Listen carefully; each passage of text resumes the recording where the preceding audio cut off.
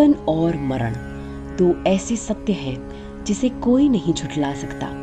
और हिंदू पौराणिक व धार्मिक मान्यताओं के अनुसार इस प्राणी जगत में हर जीव का जन्म और मरण समय व स्थान पूर्व निर्धारित है। कब, कहाँ और किस समय में हम मृत्यु को प्राप्त होंगे ये किसी को नहीं पता होता है। चलिए मान लीजिए हमें पता भी चल जाए तो क्या हम मृत्यु को टाल सकते हैं? नहीं ना। जो हमारे हाथ में नहीं है उसकी चेष्टा करना भी व्यर्थ ही होगा।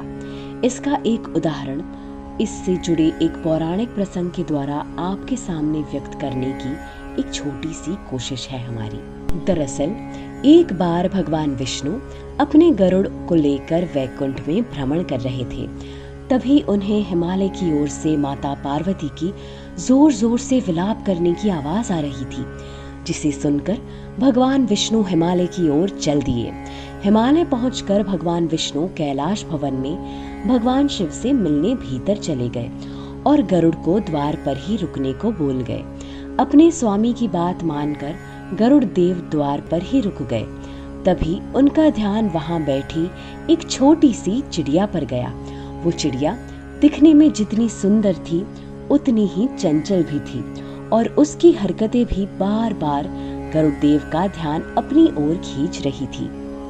गरुड़ देव उसकी तरफ देखते हुए मुस्कुरा ही रहे थे कि तभी वहां यमराज आ गए। अंदर जाने से पहले वो कुछ देर द्वार पर रुके और बहुत ही अजीब तरह से उस चिड़िया को घूरने लगे। गरुड़ समझ गए कि यमदेव उस चिड़िया को इतने आश्चर्य से देख रहे हैं, मतलब इसका अंत पास ही है। लगता है कैलाश से वापस जाते समय वो इसे भी यमलोक ले ही जाएंगे। यमदेव तो शिवजी से मिलने अंदर चले गए, लेकिन गरुड़ देव को ये चिंता खाई जा रही थी। उन्हें चिड़िया की मासूमियत पर दया आ गई और उसकी जान बचाने के लिए उन्होंने उसे अपने पंजे में दबाया और कैलाश से हजारों मील दूर जंगल में एक चट्टान के ऊपर छोड़ दिया। अब मन ही मन वो इस बात से बहुत खुश हो रहे थे कि अब इस प्यारी सी चिड़िया की जान बच जाएगी। गरुड़ देव वापस आए तो देखा यमराज कैलाश से वापस जा रहे थे। उनसे रहा नहीं गया और उन्होंने यमदेव को रोककर उनसे पूछ ही लिया, प्रभु आप उस मासूम चिड़िया को इतने आश्चर्य से क्यों देख रहे थे? यमदेव ने कहा, गरुड़ उस चिड़िया की मृत्यु निकट थी, पर वो कैलाश में नहीं, यहाँ से बहुत दूर एक जगह पर होनी थी।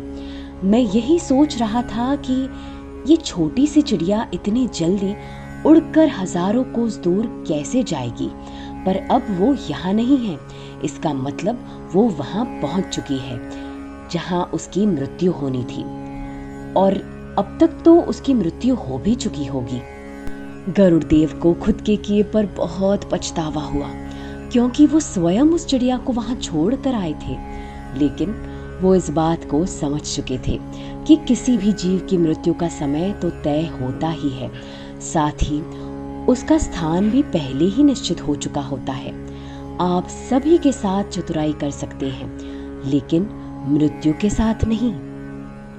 आपको बता दें, यमदेव को मृत्यु का देवता भी कहा जाता है, जो किसी और के नहीं बल्कि सूर्य देव के पुत्र हैं, और इनकी माता का नाम संज्ञा है।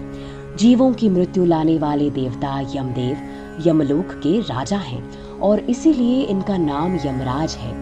वैसे क्या आपको पता है, यमदेव को दक्षिण दिशा का दिक्पाल भी कहा जाता है, यानी कि दक्षिण दिशा की देखरेख की जिम्मेदारी भी इन्हीं के पास है।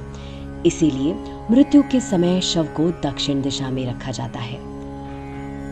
मान्यता है कि सबसे पहले मनुष्य यमलोक ही जाता है। इसके बाद वहां पर चित्रगुप्त उस प्राणी के कर्मों का हिसाब करते हैं। हिसाब के बाद ही यमराज ये तय करते हैं कि उसे नर्क मिलेगा या फिर स्वर्ग। माना जाता है कि यमपुरी 1000 योजन तक में फैली हुई है और इसके 4 द्वार हैं। यमराज के पास ब्रह्मा जी से मिले काल दंड नाम का बेहद शक्तिशाली अस्त्र है। यमराज ने एक बार ये अस्त्र रावण पर भी छोड़ना चाहा था, लेकिन तभी ब्रह्मा जी ने उन्हें ये कहकर रोक दिया था कि मैं रावण को वरदान दे चुका हूँ। अगर रावण की मृत्यु हो जाती है तो मेरी बात झूठी साबित हो जाएगी, इसलिए आप इस अस्त्र का इस्तेमाल रावण पर ना करें।